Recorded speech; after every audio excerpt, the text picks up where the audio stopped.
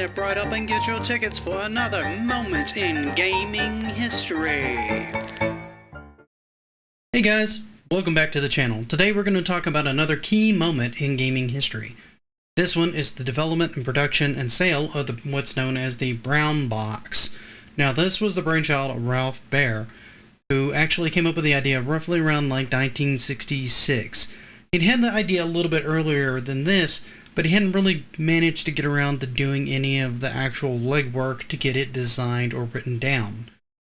So right around this time period in the year of 1966, he started jotting down ideas. He officially wrote everything down on paper right around 1967 and managed to get it patented so that he would have like this is in his back pocket if anybody else were to try to take this idea later on. He also got the go-ahead around this time to start working on this as a side project while he was working at Sanders Associates. Development on this progressed all the way through till roughly right around like 1968 when they actually had a working prototype. How this prototype actually worked was it actually had two controllers which would have two dials on the side, it would have like a hook, and it would have like an actual action button on it. Each one of these did various different actions on it and it was a little blocky and a little confusing. It also had toggle switches on the front of the unit, of which they had these handmade cards that they would put on the front that would have markers on it to indicate which one of these toggles you needed to flip for which game, because they had built in multiple games into the base unit itself. And it was done through switch logic to determine which game you would be playing at that given time.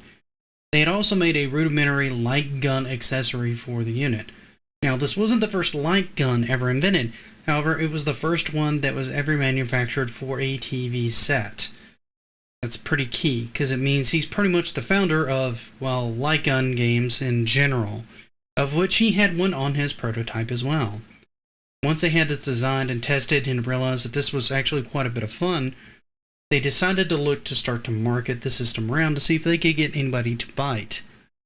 At first, they started to reach out to cable companies. Nobody was really very interested into the unit at all. They thought it was too risky.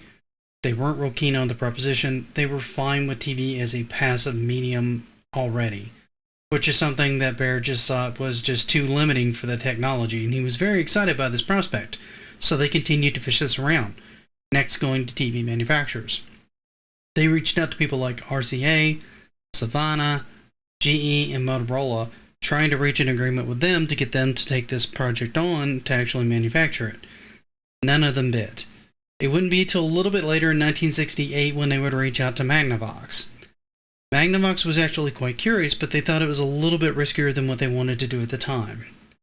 So with that, they actually parted ways, and Baer would continue to try to fish this thing around and keep an eye on it and try to get it into anybody's hands that he could during that time period. Later on, right around 1971, Magnavox came back to them and was a little bit more favorable to the idea. Now that actually ended up going from the Brown Box to being the Magnavox Odyssey. The Odyssey would actually come with a light gun. The controllers would look almost identical to Baer's original Brown Box, but instead of using like the toggle switches, they would have actual little carts that would flip the switches for you when you plug them in. That would pretty much reprogram the system so that it would play each one of the individual games as opposed to having to have a card put onto the front and toggle switches manually that way. You would just slip in the new card. It also used the light gun accessory that Baer had designed a little bit earlier. They would later end up in multiple different lawsuits as many people like Atari, etc. would try to copy a lot of their technology. Atari especially was a pretty big offender because they took Magnavox's table tennis option, which was direct from the Brown Box, and tried to sell it as Pong. Baer would later take them to court along with his patent and his documentation on it and win a lawsuit out of court for Atari, and Atari would become the first licensee for his technology. He would later go on to live his life out through this and many other advancements on it, receiving the award for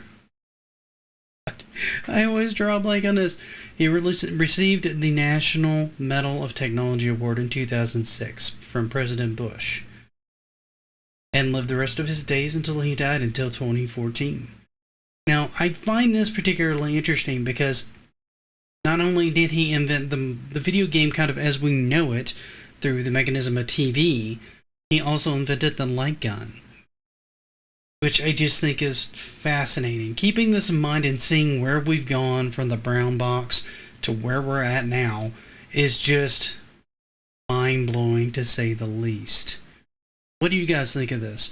Is this one of your favorite moments from gaming history? What are some of your favorite moments from gaming history? Let me know in the comments. Don't forget to like. Don't forget to subscribe. And until next time, happy gaming.